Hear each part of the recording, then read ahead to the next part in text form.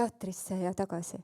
Ja see on ka täiesti tõsieluline luuletus, täpselt sellised dialoogid osaliselt minu ema ja isa vahel, meie kollases Žigulis number 03 ja osaliselt siis Silveri, mis su auto nimi oligi, ma ei mäleta.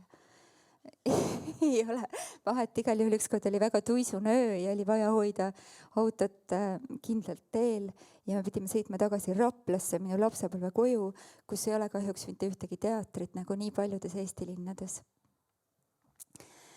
Teatrisse ja tagasi.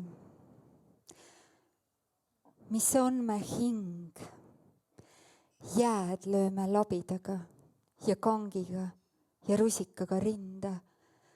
Meil tuleb kevad kinni nabida ja maksta üksta kõik kui kõrget hinda, et me ei rohtuks, mattuks lumme, jäätuks, ei jätaks märkamata küsimust.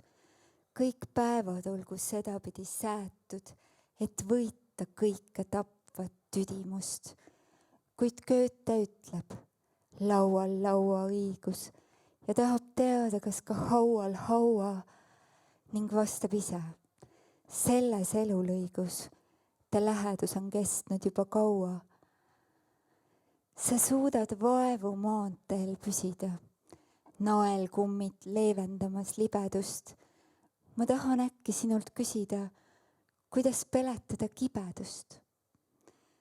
Teel teatrisse ilm veelgi halveneb, ei ole näha teed, ei tule kiiri, su käsi libiseb mu põlvele, kui doktor Faustus rüüpab nooruse eliksiiri.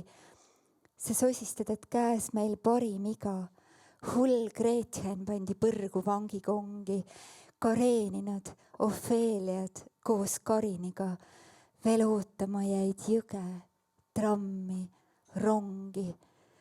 See Gretchen pärast sai veel pühakuks. Sa hoiad autot kindlalt ratta rööpas. Kas naised ohvreiks, mehed mühakuiks, tõepoolest sirgusid siin vanas heas Euroopas. Üks tee viib halvale ja teine heale. Kas ikka armastame teineteist? Sa juhid jutu lapsepõlve peale, kui mööda libiseme vanast meie reist. Veel läbi Märjamaalt ja Vigalast, kus pole kohta teatrisaalile, siis möödume kolhoosis Igalast. Kas lähenen su naise ideaalile? Sa mühatad, kas on veel seda kringlit teatripuhvetist? Kui on, siis palun anna.